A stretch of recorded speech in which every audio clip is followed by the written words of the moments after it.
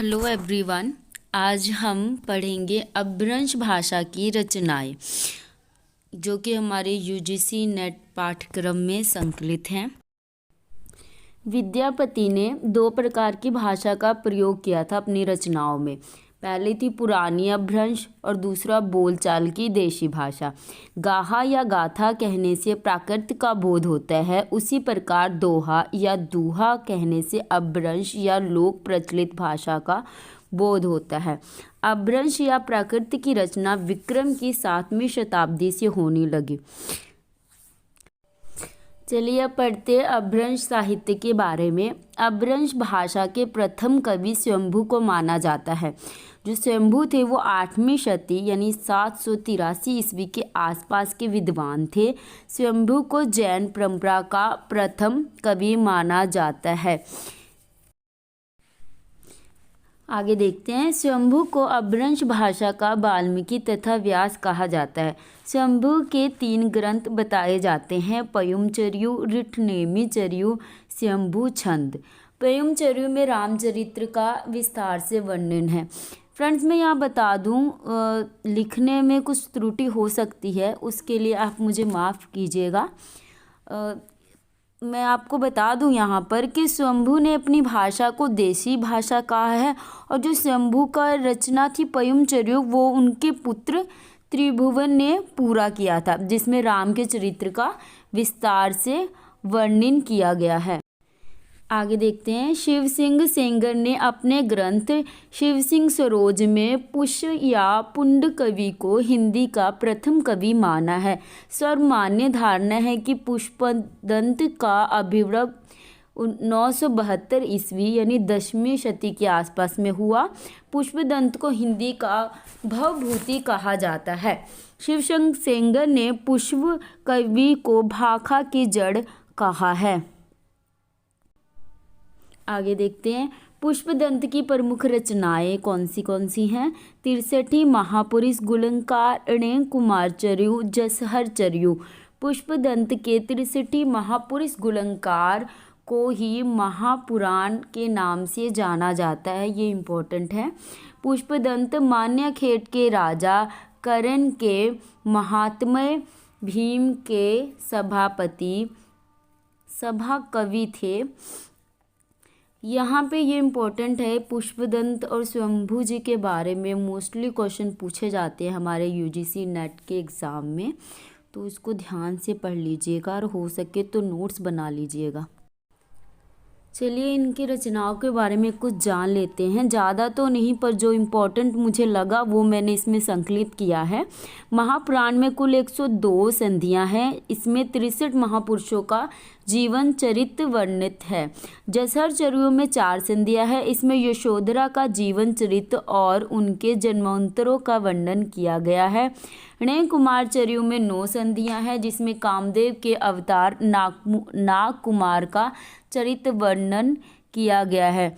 देखिए फ्रेंड्स, हमें नहीं पता यूजीसी वाले कहाँ से क्वेश्चन पूछ लें, वो ये भी पूछ सकते हैं विनय कुमारचर्यु या किस रचना में कामदेव के अवतार नाग कुमार का वर्णन है, या नाग कुमार का वर्णन उनके किस रचना में है, या यशोधरा का जीवन चरित्र किस रचना में है। वो कहीं से कुछ भी क्वेश्चन बना सकते हैं। तो जितना हो सके नोट्स बनाइए, आगे से आगे जानकारी इकट्ठी कीजिए जो आगे आपको एग्ज़ाम में हेल्प कर सके। चलिए आगे देखते हैं। धनपाल ने 10वीं शती में भविष्य कथकहा की रचना की। जीनदत्त सूरी ने 1114 ईस्वी में उपदेश रसायन रास की रचना की। इसे जैन रास काव्य में प्रथम ग्रंथ माना जाता है। श्री शालिभद्र सूरी ने 1184 ईस्वी में भरतेश्वर बाहुबली रास की रचना की। ये क्वेश्चन बहुत बार आया है, भरतेश्वर बाहुबली रास की रचना, ये मैचिंग में भी आया है, शालिभद्र सूरी जी ने की थी। आगे देखते। अब्दुल रहमान ने संदेश राशक की रचना की। ये देसी भाषा में किसी मुसलमान द्वारा लिखित प्रथम काव्य ग्रंथ था। और जो संदेश यहाँ मैं बताऊँ कि जो संदेश राशक पहला धर्मेंद्र रास ग्रंथ था, यानी किसी दूसरे धर्म के व्यक्ति ने लिखा था। मुनि राम सिंह ने पाहुर दोहा की रचना की। अपभ्रंश भाषा में दोहा काव्य का आरंभ जो इंदु से माना जाता है। जो इंदु की 2 पुस्तक रचना है, पहली है परमात्मक प्रकाश और दूसरी है योगसार।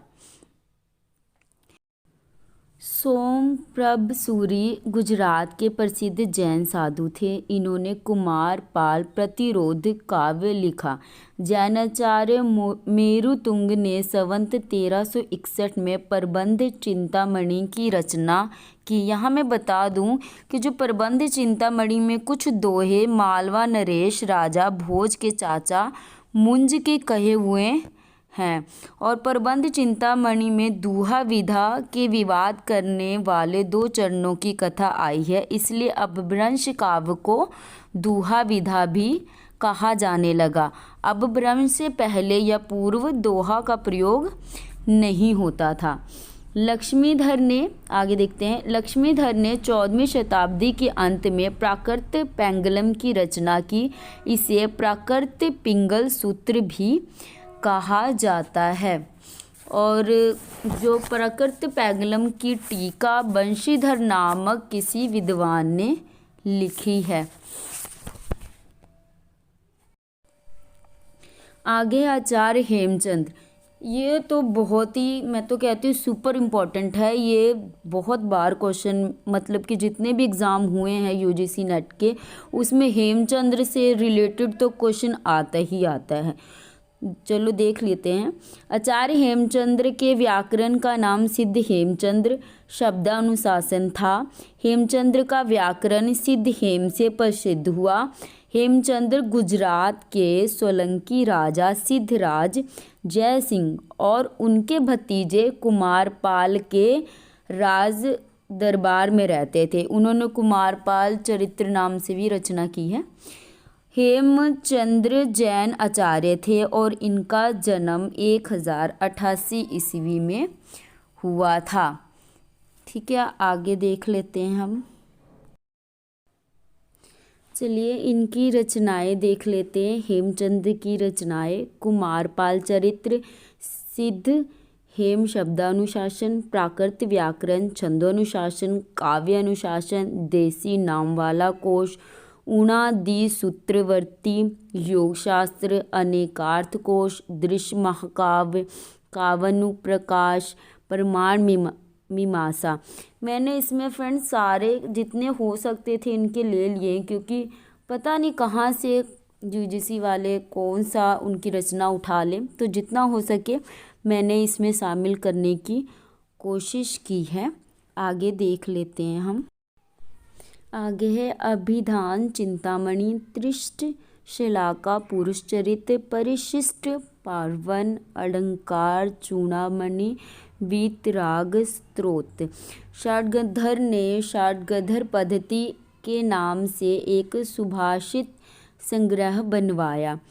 फ्रेंड्स, इसमें मैंने जितना हो सकता था अपभ्रंश के, जितने भी अपभ्रंश भाषा के रचनाएं हुए हैं मैंने संकलित किया है, और जितना हो सका मुझसे मैंने उतना नोट्स तैयार किया है। Thank you. अगर अच्छा लगा वीडियो तो लाइक शेयर सब्सक्राइब जरूर।